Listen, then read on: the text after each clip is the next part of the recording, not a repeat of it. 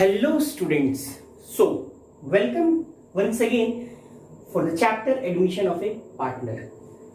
हम लोग क्या कर रहे हैं, हम लोग एनसीईआरटी क्वेश्चंस को सॉल्व कर रहे हैं।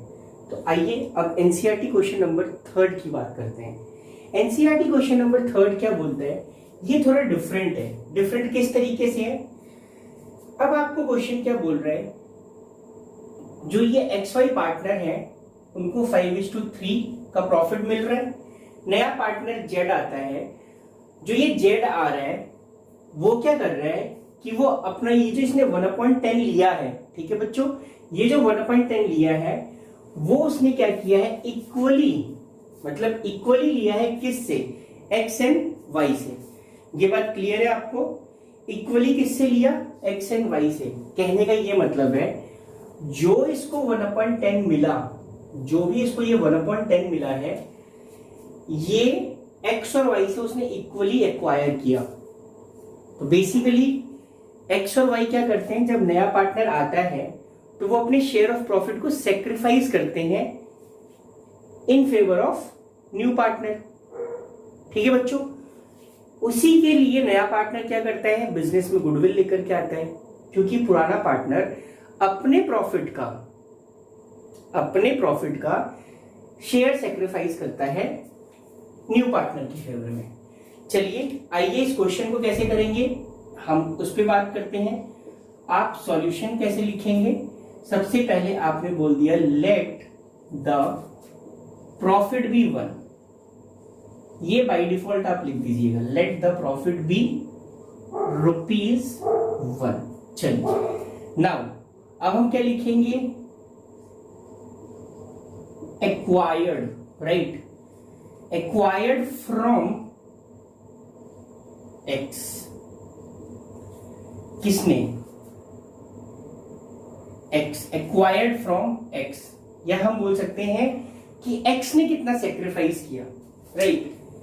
तो हमने लिख दिया acquired from X। Acquired from X कितना आएगा बच्चों, देखते हैं। 1/10 का इक्वली मीन्स 1/2, क्यों, 1:1, 1 + 1 1/2, सो ये कितना आ जाएगा 1/20। अब आप क्या लिखोगे, एक्वायर्ड फ्रॉम Y कितना, 1/10 का इक्वली, राइट बच्चों, मीन्स 1/2। मीन्स X और Y ने अपने प्रॉफिट शेयरिंग रेशियो का इतना पोर्शन सेक्रीफाइस किया। अब हमें क्या करना है, न्यू शेयर निकालते हैं। बच्चों न्यू शेयर का फॉर्मूला क्या होगा, न्यू शेयर का जो फॉर्मूला होता है वो होता है old share minus sacrifice share.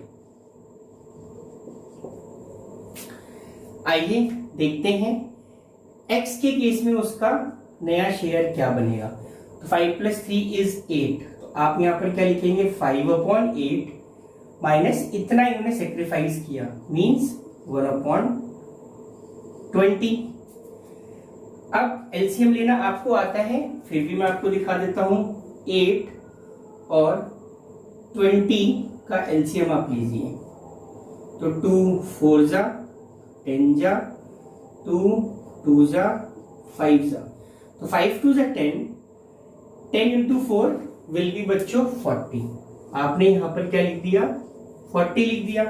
8 5 जा 40, so that 5 multiplied with 5 will give you 25। 22 जा 40, so it will be 2 because यहां पर 1 है, so what you will write here, 23/40। इसी तरीके से आप y का कैलकुलेट करेंगे, this will be 3/8 minus 1/20 and it will come, the LCM will be 40, 8 and 20. Here we have calculated.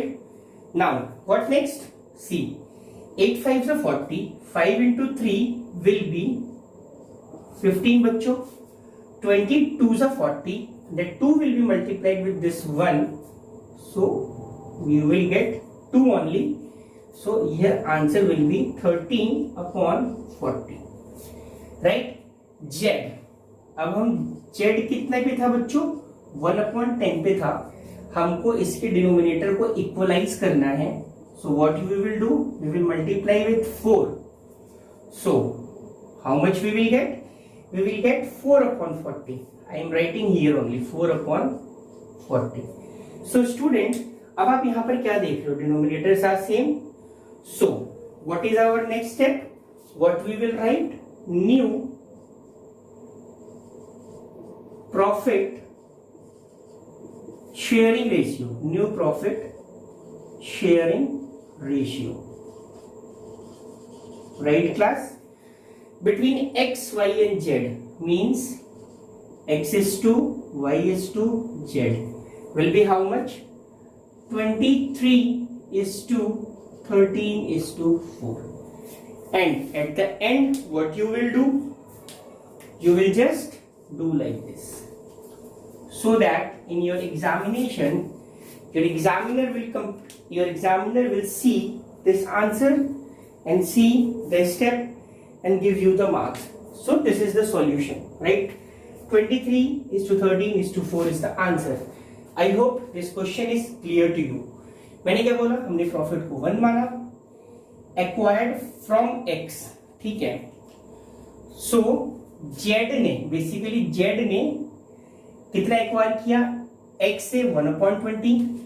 z ने y से कितना एक्वायर किया? 1/20. हमने फिर x और y का न्यू शेयर निकाल दिया, old share minus sacrificing share. With LCM we got these answer. ठीक है बच्चों, ये क्वेश्चन आपको सही लगा, समझ में आया?